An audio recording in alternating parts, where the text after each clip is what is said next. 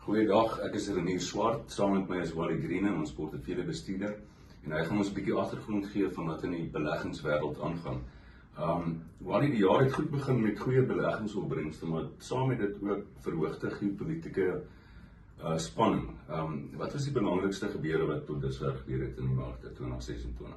Dankie Renier. Ja, die mark het basies dit waar ons 2025 mee afgesluit het voortgeduur in 2026.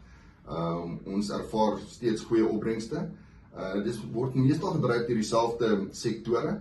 Aan die Suid-Afrikaanse kant is dit van goud en platinum, die edelmetale wat baie goed doen.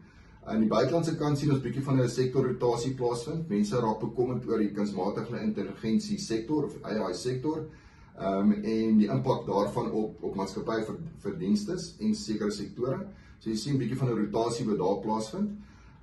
En dan het ons nou ook onlangs bietjie geopolitiese spanning waar Iran en Israel, die VSA en Israel Iran aangeval het. Dit gaan lei tot wisselvalligheid in olie en gaspryse vorentoe. En dan op die Suid-Afrikaanse kant of aan die Suid-Afrikaanse kant het ons begroting gehad wat redelik goed ontvang is deur die mark. Dankie Wally, maar op daai punt met die begroting, wat was die belangrikste beleggingsimplikasies vir ons beleggers? Ja, en soos ek gesê het, ek dink oor die algemeen is die begroting baie goed aanvaar deur die mark. Daar's twee goed wat ek wil uitlig wat betrekking het op beleggers. Die ene is die sogenaamde belastingvrye spaarplan. Daai limiete is verhoog van 36 tot 46 000 rand per jaar. En dan ook die toelaag wat jy ontvang om geld buiteland toe te vat. Dit is verhoog van 1 miljoen na 2 miljoen rand per jaar.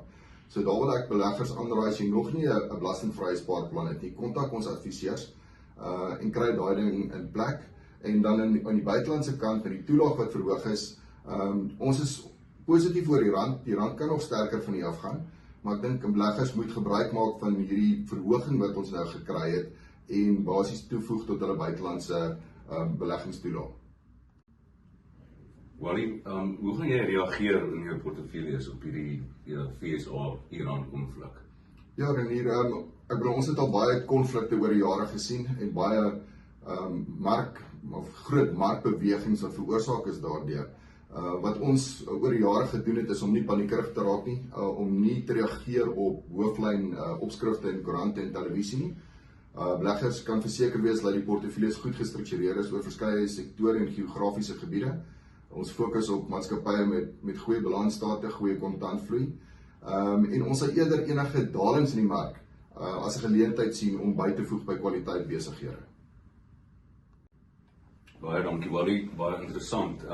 Dankie dat julle die video gekyk het. Ons sal volgende maand weer 'n kort opsomming gee van wat gebeur het.